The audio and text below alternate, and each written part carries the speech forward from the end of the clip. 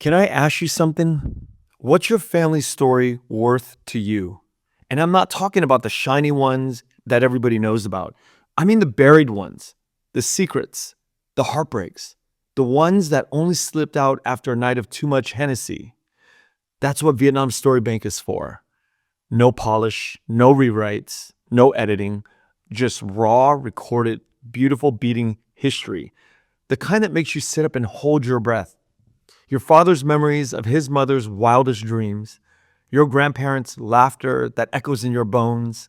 We dig it all up, we record it, and hand it back to you, safe, untouchable, and unforgettable.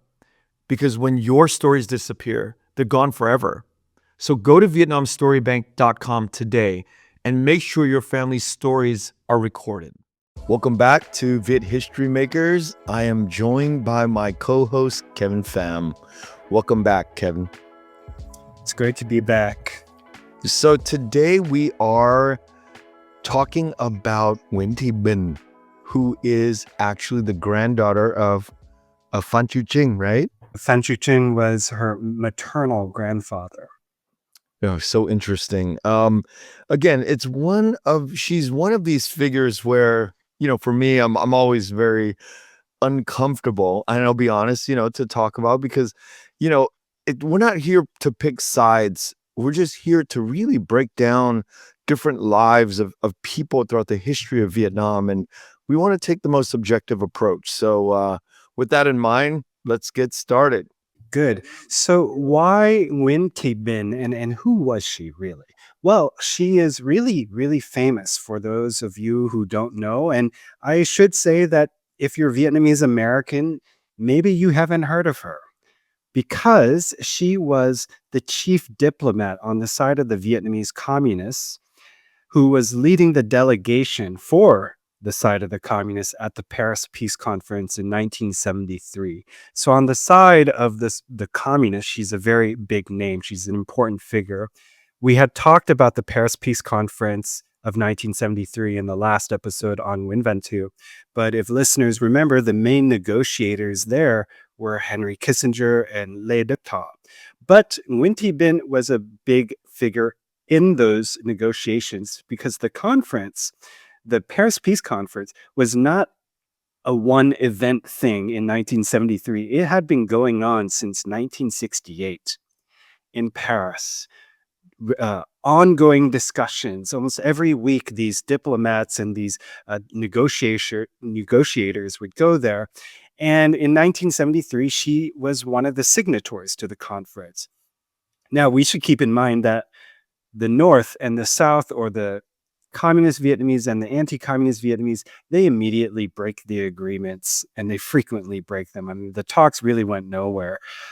But these were important times here. Now, the conference were, there were four participants, essentially. It was the Democratic Republic of Vietnam, which is North Vietnam, the Republic of Vietnam, which is South Vietnam, and then the United States of America, and importantly, the Provisional Revolutionary Government of South Vietnam. So, Chính phủ Cách mạng Lâm thời Cộng hòa miền Nam Việt Nam. So this was a government created in 1969, and it's a government in the South opposing Nguyen Van Tu.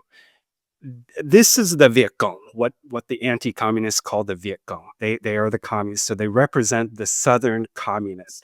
But they're separate from the DRV in the North and the RVN in the South. So Nguyễn Thị Bình was the Minister of Foreign Affairs of this Southern communist government the entire time it existed, from 1969 to 1976. That is a lot of research for you. I mean, this is not part of the six figures that you do for your book.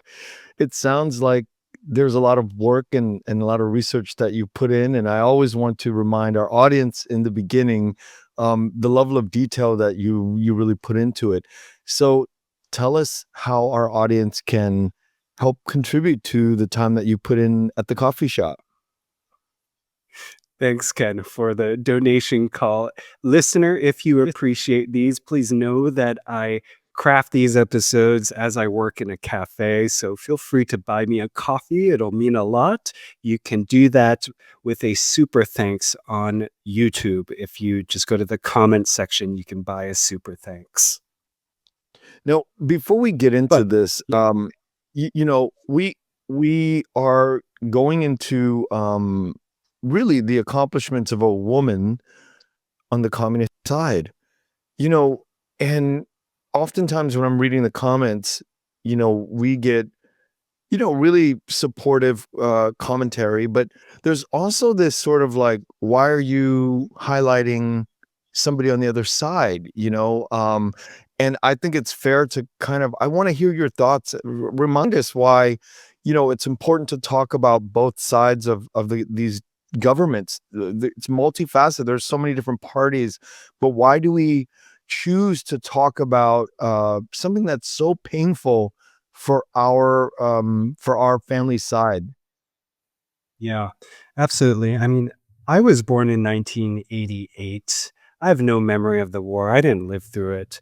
I grew up in San Jose in California, and I loved my family. I love the Vietnamese community here. When I grew up, I also had friends who were very leftists and who called themselves Marxists.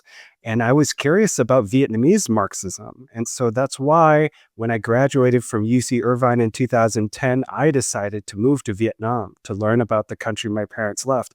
And I remember meeting young people my age there whose families were on the other side.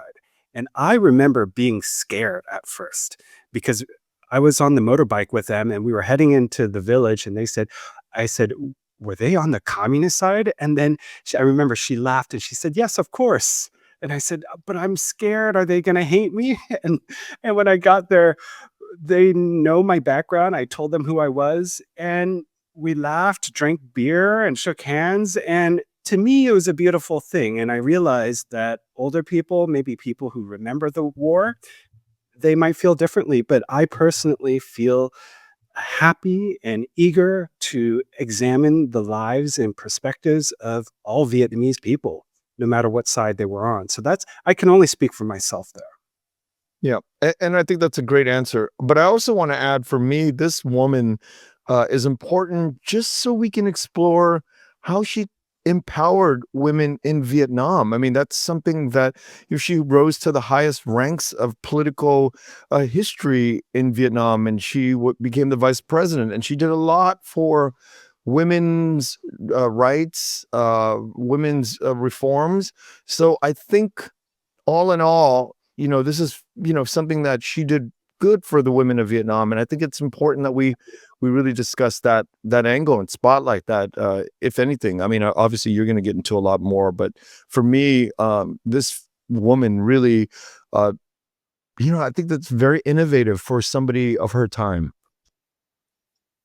Absolutely. And we'll talk more about that. I mean, she is so one thing I should start off by saying is that she has a memoir that anyone who can read Vietnamese can find online. It's called Gia đình bạn bè đất nước Hội ký. So it's family, friends, and country, and you can just type that into Google, look for the PDF.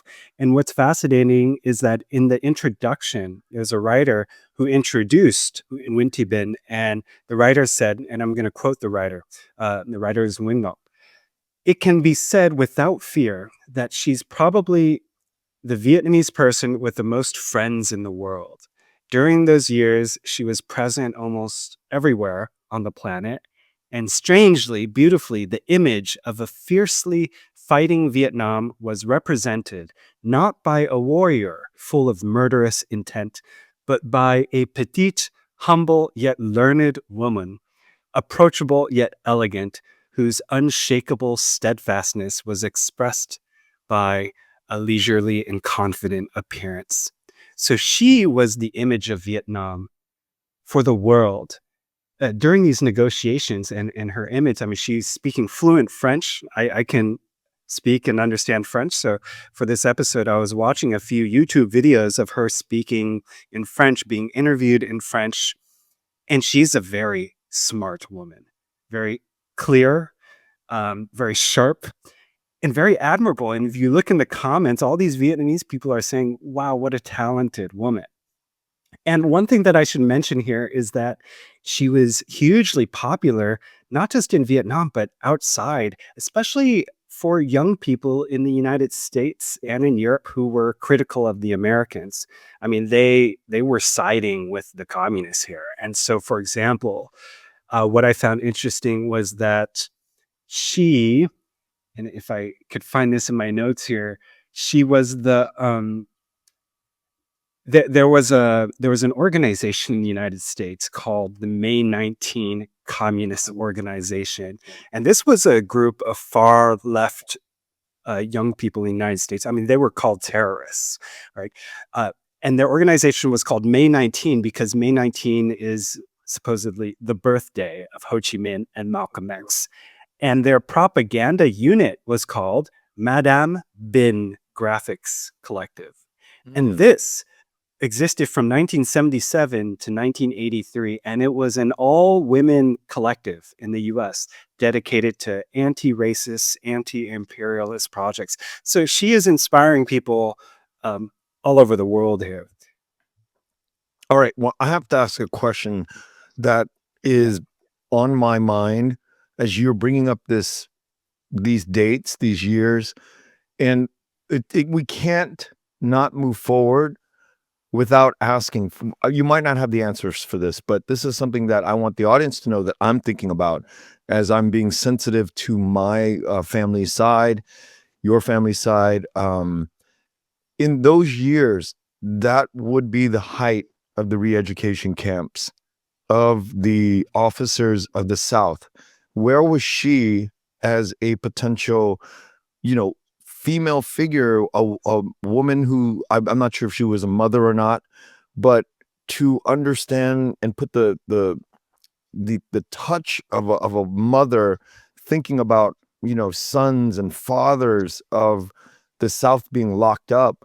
Did she have a voice? Did she ever talk about the re-education camps? Because that, I understand, was something that was, not everybody in the communist government agreed with the re-education camps. And did she ever voice her disdain or, her unhappy position that these men were being locked up and treated a certain way? Well, this is a really good question because right after the war, so starting in 1976, her new job was Minister of Education in Vietnam. And she had that position until 1987.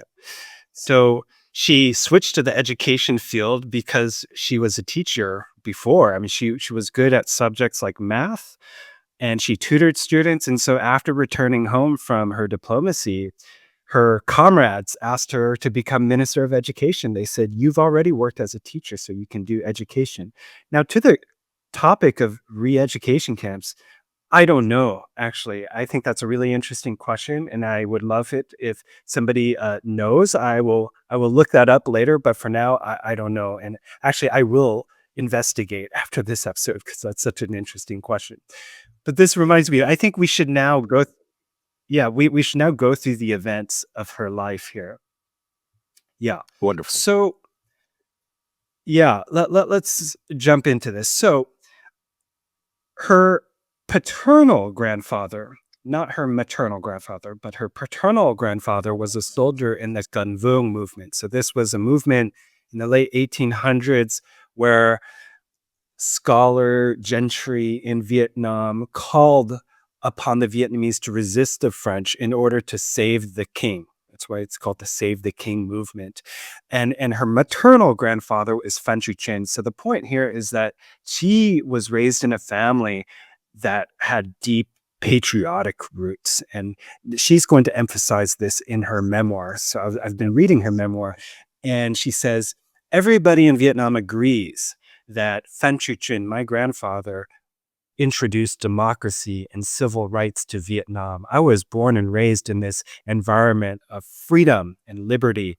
And so she's born in Quang Nam, which is a province in central Vietnam. It's near Hoi An. And what's interesting is that she studied in a school in Cambodia when she was younger. So she studied French there, and that was in Phnom Penh. In 1945, her father goes to the war zone. So listeners should know that the first Indochina War is between 1945-46 to 1954, Viet Minh against the French. So she works for the Viet Minh, but she had an alias here. So her name was Yen Sa. And during these wartime, she engaged in famine relief. She participated in the seizure of power during the August Revolution around the country. She transported weapons to the war zone. And around this time, she says her mother died, and her father said to her, "You should try to study hard because you have 5 younger siblings who need your help. And if you study well, then you can have a position in society." And so she always had that in her mind that she needs to study. And her father said, "If I die, then you're going to have to take care of your younger siblings." So she dreamed at the time of becoming a doctor because her mother was sick and it was hard to find doctors. And so she thought, well, this country needs doctors. So she had planned to study to become a doctor. But when the 1945 August Revolution breaks out, everyone follows the revolution. They follow the resistance. And so she also decides to join the resistance. And then at this time, she starts learning about things that she didn't know. So these are the ideas of the revolution, of the communist revolution. So she's learning about Marxism, Leninism. So she says, I borrowed a few books for it. So you can imagine, she's asking, hey, give me some books. And she says, it was hard for me to understand them at the time, but through conversations with people who were coming back from the war zone, I could learn more and more. And so she says, I was learning about dialectical materialism, and eventually my political level improves. And at the age of 20, I was the secretary of the party committee of the Women's National Salvation Union of Saigon. So it's a women's organization in Saigon. So she becomes president of this organization. So this is around 1946, 1947, when she's learning about ideology. In 1948, this is just a few years after she's being exposed to these political ideas, she is asked to join the Communist Party. And so she says, I remember in her memoir, she said to the person, let me think about it. And then she quickly says, okay, yeah, I'll join. This is revolution here. And so one of her first tasks was to mobilize bourgeois intellectual women to get them onto the side of the communists. And so she said, for me, I'm quoting her, for me, this was a difficult task. The sisters were used to a free and comfortable lifestyle and could not be confined to a tight framework of activities. But after a time, they eventually agreed to join the Progressive Women's Organization. This is really interesting about thinking about privileged women living in Saigon. This is where she is, As you had mentioned in the last episode, Saigon is kind of a nice, flourishing place materially. How do you get people who are comfortable to leave and to join resistance? Yeah, that's what a tactic. This is going to be interesting because I think that she's coming from a place of trying to change the hearts and minds of people, but if you're living in comfort, you don't think about these things. Right. And if listeners are interested, actually, I published an article about looking at oral history narratives of Vietnamese women in the 1950s who decide to leave their comforts to join the Maquis, the resistance in the jungle. And one argument I promote is that all of them say that they were motivated by theater, by being an audience member to theater. Yeah, either they were watching a film or they were listening to stories that their parents would tell them, or stories of Vietnamese resisting the Chinese. Anyway, this is kind of off topic, but not really. But the point here is that in the 1950s, the early 1950s, a lot of young women left their comfortable lives to go to the resistance in the jungle. Oh, Anyway, so yeah, in 1951, Nguyen Thi Binh is arrested by the enemy, and this is either the French or the Vietnamese who are working with French, and she's imprisoned. And she's released from prison in 1954. And right after that, in 1955, she goes north to receive more training. In 1956, she has a child, and she has another child in 1960. And this is really fascinating to read about in her memoir, because she's going to talk about how she had to leave them, her own children, to do what the party wants her to do. So her children's names are Tang and Mai. And so she writes about how during these times of war, you have to sacrifice, you have to do what the state asks of you. So in 1960, this is the birth of the what we would call the Viet Cong, or the National Liberation Front of South Vietnam. This is the birth of that organization. And so she is someone with good French speaking skills. She can speak very good French. And so, and she is someone who participated in these activities, anti-French activities. She had experience in mobilizing people and engaging in propaganda. And so it seems very natural that the central committee of the Viet Cong, they appoint her to join the committee. So now this is when she becomes known as Nguyen Thi Binh. So she becomes, at this time, she's working for the Viet Cong. And then now I want to talk about 1968. 1968 is a very bloody year. And this is also the beginning of Paris peace talks. And so she's chosen to be the head of this delegation to attend this four-party conference in Paris. And she is the Minister of Foreign Affairs, as I had said, of the Provisional Revolutionary Government of South Vietnam. So she says, and I'm going to quote her, she says, "Because I had a certain level of education and knew French, my English was still broken at that time, but thanks to the French, I was very successful in my work. At the time, the revolution needed a person with political courage, cultural and foreign language qualifications to do foreign affairs, and I was chosen to be the head of the negotiating delegation of the Paris Conference. Not long after I became the Minister of Foreign Affairs of the Provisional Revolutionary Government of the Republic of South Vietnam. And at that time, I was only 41 years old, but I could do the requirements of the job. I was young, but I was confident I could do it. In fact, I always had the awareness to study and to set tasks for myself. Today, I must do better than yesterday." And so she said also, quote, "In the extremely fierce struggle between a small nation against a large empire, leading the negotiating delegation was a female delegate, me, which not only attracted attention, but also won the sympathy of world public opinion, creating more favorable conditions for foreign affairs activities."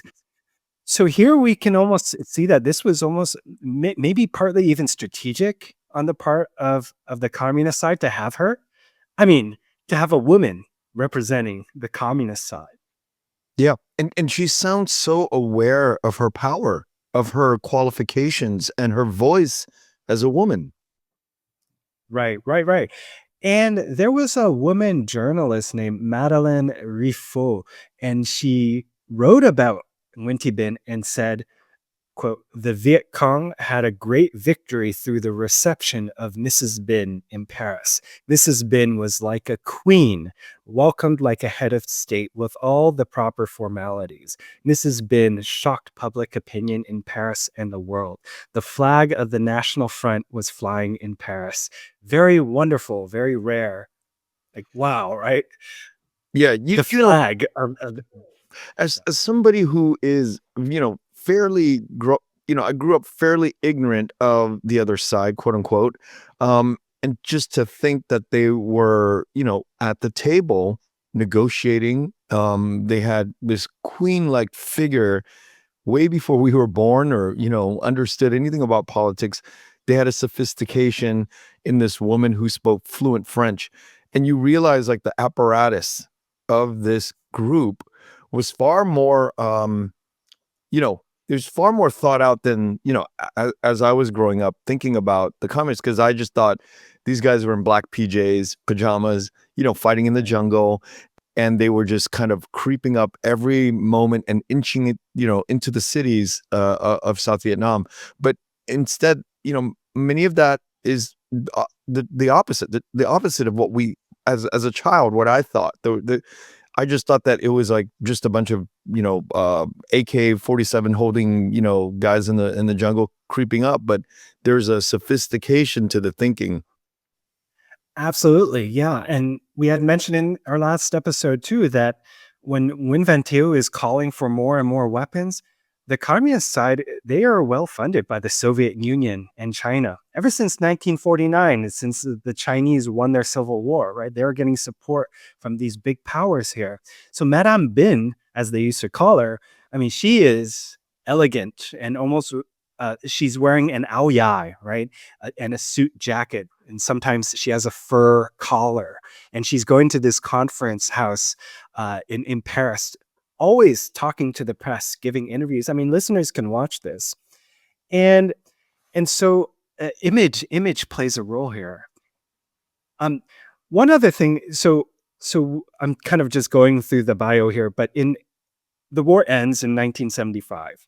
So in 1976, Nguyễn Thị Bình is appointed, as I had mentioned, the Minister of Education. And then she holds that position until 1987. And then in 1992, she is elected vice president. And this is a very big position. She's vice president of the what's officially called the Socialist Republic of Vietnam. And so she holds this position for 10 years, and that's 2 terms.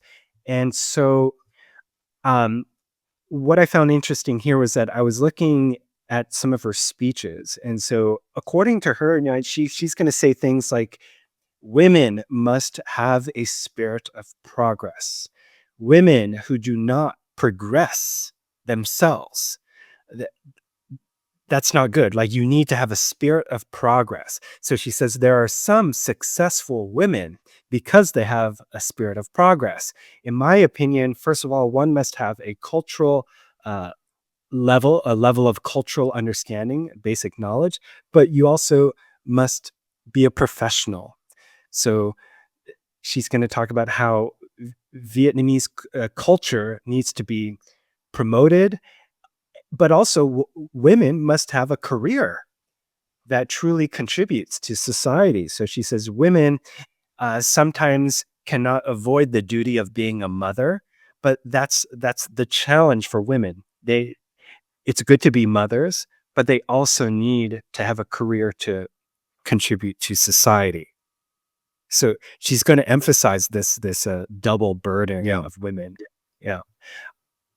Another thing I found interesting was that when she was asked if she had any regrets in her youth, she said, if you're a self-respecting person, you must always know how to self-criticize. And again, I mean, I'm just stepping back here. Remember Ho Chi Minh, he was always saying this, you need to engage in criticism and self-criticism. That's the most important thing any communist revolutionary could do. So she says, there are things that should be done better, but your level is limited, or because of the circumstances, you could not do better. So she said, she criticized herself, and she said, if only during my negotiations in Paris, my English was as good as my French, then I could have done more, she says. So she regrets not learning English to use. And she says, later, when I was Minister of Education, there were shortcomings at that time. My level was limited, and the direction was not as adequate. So she didn't go into more detail there, but she thinks that she could have done more at the time.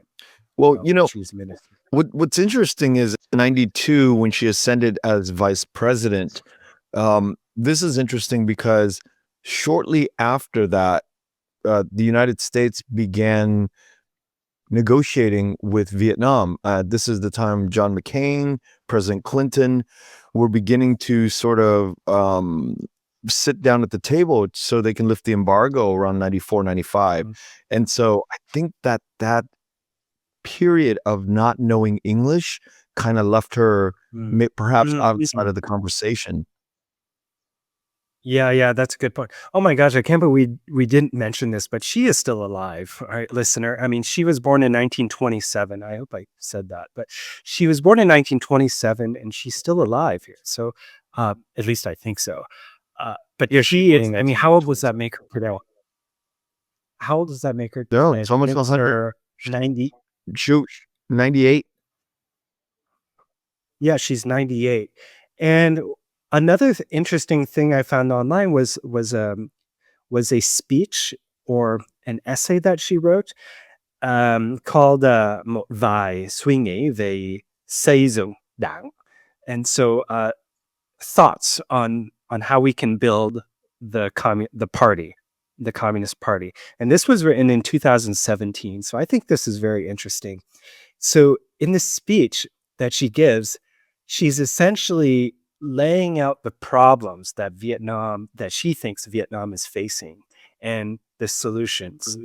So the problems are ineffective investment, low economic growth, low competitiveness, a budget deficit, high public debt.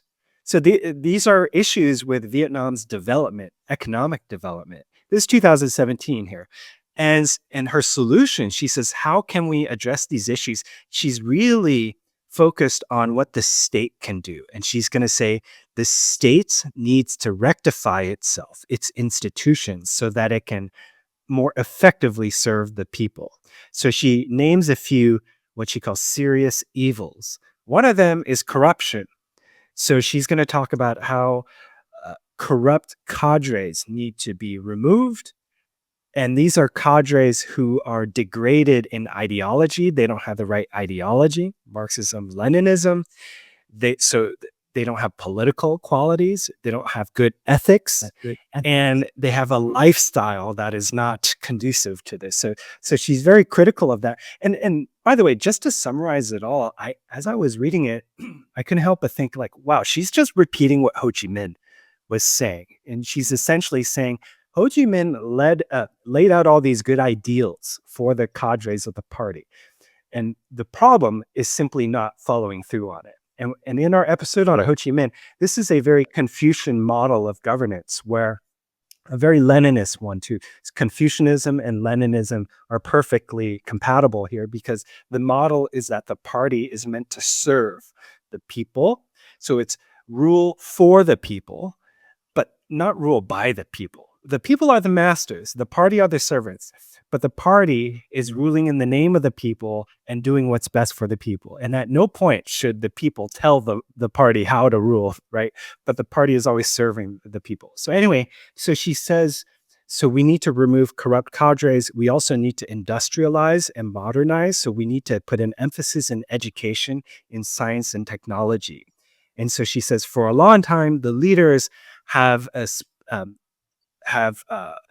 said the party leads, the state manages, the people are the masters. Yes, that's a good slogan, but up to now, it has not been institutionalized, and there's no document clearly regulating this leadership method. So essentially, she says we need to really carry that out. One other criticism she makes of the Communist Party is that they're too focused on the quantity, not the quality. So she says, quote, in our cadre policy, there are loopholes that allow many bad people, opportunists, to find ways to join the party, to enter the leadership or management agencies of the party and the state. Therefore, the policy on party development needs to be reviewed and corrected. So don't just let anyone in here. Well, these are pretty bold initiatives if you think about it. And I think that I think about what kind of retribution she must have, because when you're in a machine where, especially in Asia, where there's so much corruption, and it's just part of, it's just part of the life that you live in that part of the world. There's just so much corruption, and as a lone voice, and you stand up against the way things work. I wonder, how much courage that took for her to really speak out against this stuff. Well, I mean, I think at this point she's very, very well respected, right? And Yeah, going she got a against lot of personal corruption, capital. the whole point of yeah, going against corruption is what Ho Chi Minh was always saying. You need to purify yourself through criticism and self-criticism. It's very Maoist, and I mean, they get it from Stalin, but it's this constant process, according to them, by which you purify yourself. And so it was interesting to read it through uh, her speech here, and to see her call for that. I mean, I can't help but compare that to um, other nations and how they might want to resolve their problems. Like countries like the United States would probably say, what we need is less government, not more. But here she's saying, no, we need to strengthen the government, but also weed out corruption and things like that. But corruption is an age-old problem in Vietnam. There was a lot of corruption in the South government, and then we're finding out that there's a lot of corruption in the North. It's culturally embedded, I think, not just in Vietnam, but all over Asia, Southeast Asia. It is a problem, and I think that we just have to recognize that this exists everywhere. It exists in all times, and I think that I bring that up because many people in Vietnamese American society says, "Oh, I'm not going to go back to Vietnam. It's so corrupt." Well, it's always been corrupt. I think the key is, how do you get the corruption? And this is probably not a question and answer for today, but it's also something that I always think about. It exists in our culture. So whether you're in the South Vietnamese government pre-75 or after, there's all these levels of corruption, and I think that happens, maybe more, in today in Vietnam. That was happening less in South Vietnam pre-75 for our parents, but I don't know if you can weed it out. It's everywhere. Well, from what I experienced, I mean, I used to in 2011, I used to put $20 in my passport, Yep. going through customs because my boss told me to do that. I didn't know to do that. He said, "You want to get through easier, do that." Nobody does that today. Nope. So Those sounds so there's better. less bribery there, at least, right? And even when I was just in Vietnam a few weeks ago, I wasn't even sure about how to cross the street anymore. I mean, back in the day, you would just walk as traffic's going, but now people follow the street lights, and you get fined if you don't. And so it's always a struggle, it's always a struggle to, and I think this might be appropriate to talk about here because we're talking about Nguyễn Thị Bình, who avows communism and dialectical materialism. So one thing that I want to say here in this discussion of, is Vietnam corrupt, or is Vietnam communist, or is Vietnam capitalist? What I want to suggest is that according to a Marxist perspective, these are the wrong questions to ask. It's always a bad question if it's a binary, if it's a yes or a no. Is Vietnam communist or capitalist? Is it corrupt or not corrupt? The right answer is that, well, it's always a struggle between the aspirations of a people and the material conditions that they live in.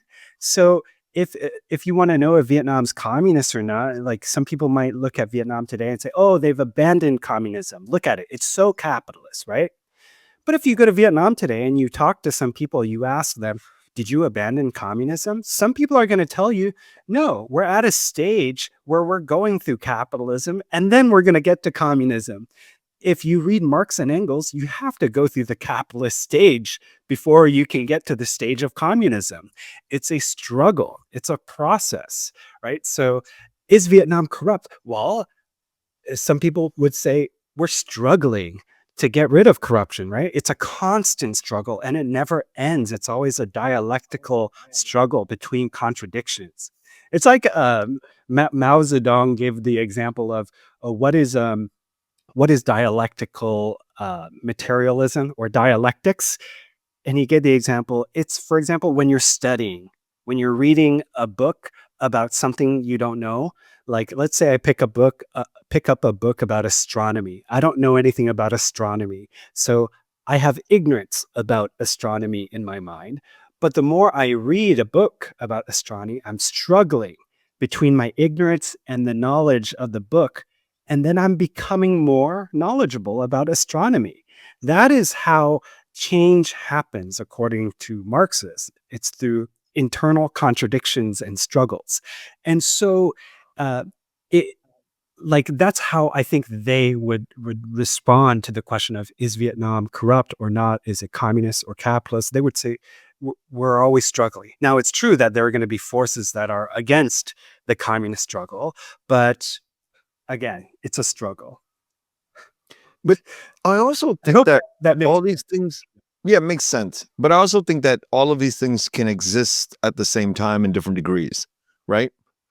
I don't think that they're mutually exclusive. I think that capitalism can exist within a communist framework, and I think corruption can be in different degrees, in heavy degrees in a government. And I just think depending on who the administration or administrators are, like I think Tolam is the new prime minister, right? And he comes from a police background, and I think he's trying to clean up all the corruption that's happening. He's not tolerating any sort of shenanigans. That's what I'm hearing, word on the street, that he's really cracking down on and and ironically, it's affecting business because nobody wants to stick their neck out to do loans or to kind of like finance projects within the government. So it's a problem that's stifling economics in Vietnam right now. So it's such an interesting time in Vietnam. right, right. Um, One thing about socialism, like if you want to know, is this country heading towards socialism or is it not? You can ask yourself two questions. First might be, well, is there a redistribution of wealth? To what? How much wealth is uh, distributed among its people?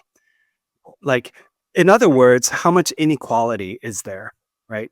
Uh, that's one question. Another is, who owns the means of production? Are they collectively owned or are they privately owned? Right. And so we can try to answer the question of, oh, is it moving towards socialism or is it socialist or is it not? With those questions. Now, in Vietnam, yes, there's private enterprise, but ultimately the government owns a lot of this stuff, right? Ultimately, you need to have the okay through the government, and if the government claims to speak for the people, then maybe to that extent you could call it socialist. But anyway, What do you think the fingerprints, what did she leave? What kind of imprints do you think Nguyễn Thị Bình has left on women's lives in Vietnam today? there's a great museum in Hanoi, the Women's Museum. It's a fascinating museum because well, on the one hand, it shows the different women who have participated and contributed to the Vietnamese Revolution. It was interesting for me to be in this museum and then to ask the women who I was with what they thought of it. And I was traveling with Americans, and I was taking them to all around Vietnam, and these are young women in our group, and I asked them, "What did you think?" And on the one hand, they said they were inspired and that it was beautiful, but on the other hand, they said something interesting, which was that what they said they felt a bit uncomfortable because they felt like women were just being used for a political purpose. I thought that was interesting. Like some felt as if the state was simply just co-opting women and using it for a cause, and that this was in some sense diminishing their own agency, I guess. But if you read the memoir of Nguyễn Thị Bình, she is going to say, well, this was all me, like I wanted to do it. No one was using me. People did ask me to join these committees and things, but I wanted to because I wanted to fight for the freedom of my country. I mean, what do you make of that, Ken? As an individual, she probably holds that belief, and might her conviction really led her internal sort of capacity. But I don't know if, the opposite, saying that the state did not use her is true, because the state and the government, I mean, anytime you have a bunch of guys and men and you have patriarchy, they're gonna exploit. I mean, we're human beings. We're gonna exploit something or someone who we think can do the job. So I think, again, in these nuanced discussions, I think both can be true. One thing that can be very true is that she had this internal belief that she made the choice, which is true. But the other side is true too. A majority of these guys, these men, were there to kind of like use her as well. And I think, the modern woman looking back in time, and that we're visiting with you at this museum, these Vietnamese women, I think that they are right too. I don't think that you can exclude these points of view. It makes me realize maybe one way of putting it is what Rousseau would have liked to see. So Rousseau is famous for saying, well, the challenge is to get your private will to match up with the general will. It's like we all have private interests, and the whole goal is to make our private interests match with the interests of the state, right? And so that's what we see here. We see her wanting to go to war to fight the French and to fight the anti-communists who they see as traitors, and that happened to match with the interests of the state. So there's a matching there. One interesting thing that I found reading through these memoirs is that if we think of Vietnam as a patriarchal society, as a very Confucian society, I mean, Confucius talks about the 5 relationships, the husband and the wife and the subject, the ruler and the subject, and so on and so on. I mean, these are hierarchical relationships. These are patriarchal relationships. But one thing that women like Nguyễn Thị Bình and also Nguyễn Thị Dinh, for example, seem to do is that they interpret these traditions in new ways. They interpret these what you might call a patriarchal tradition into a progressive one. So they're going to say, well, my love for my family is now my love for my country. Do you know what I mean? Yeah. Like my duty as a woman is supposed to be to care after my family and my children. Well, now I see my family and my children as all the Vietnamese. They make it revolutionary. They take something that is, you could see it as conservative, and they make it revolutionary. Like even the stories of the Hai Ba Chung, for example, one might say, well, the women, one of the women, they fight the Chinese in order to avenge their husband. Right. Like that's one interpretation, yeah. right? Right. But then you could say, no, well, it's for patriotism. There are all these sorts of stories that you can kind of reinterpret. And I think of Nguyễn Thị Dinh, who we talked about in our earlier episode, how she says, I don't want to get married. I want to join the revolution. But Nguyễn Thị Bình and her, I mean, they find ways to combine these traditional expectations of women with revolutionary ones. We're going to tip the scale back to the South government, hopefully, with another woman in line. Perhaps, and you and I have spoken about this, but I want to tease out the next episode, and perhaps we can look at Madame Nhu for the next episode, if that's okay with you. Why not? Jai Lun, as we say. Jai Lun.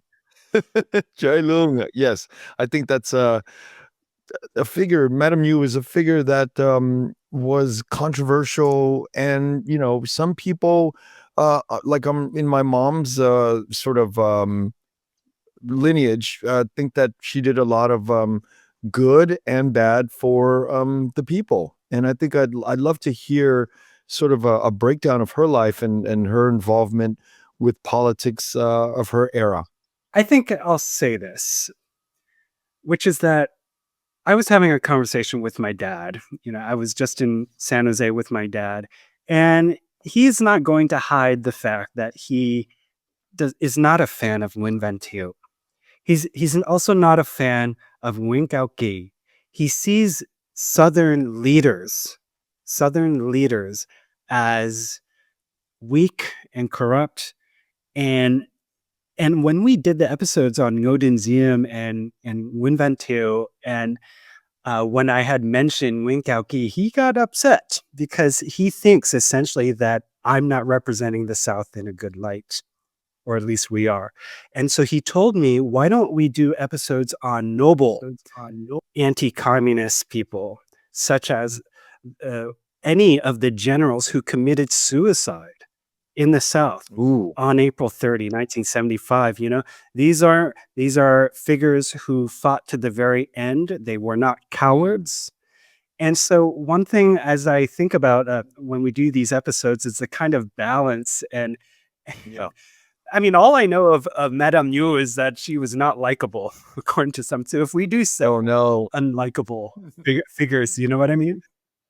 I think that's a good point, and I thought about that too when I opened up my mouth. But I was like, all right, there's got to be some salvageable points about Madame Nhu, perhaps. But I worry about the balance of our perspective, and I think that going into the generals and the brave men who fought to the end, I think it'll balance out the conversation. Yeah, I mean, I'm open to either, and we can we'll get to them eventually, no matter in what order. But I just wanted to raise those thoughts of mine. No, I think it's a really good point. Kevin, thank you so much for today, and we will get back to Viet History Makers in the next episode. Thank you so much. Thank you for listening to The Vietnamese with Kenneth Nguyen. Special thanks to Brittany Tran, to Jane Nguyen, Catherine Nguyen, Tina Pham, Sydney Jamie, and Christo Trin. Please find us on Instagram, Facebook, and TikTok at The Vietnamese Podcast.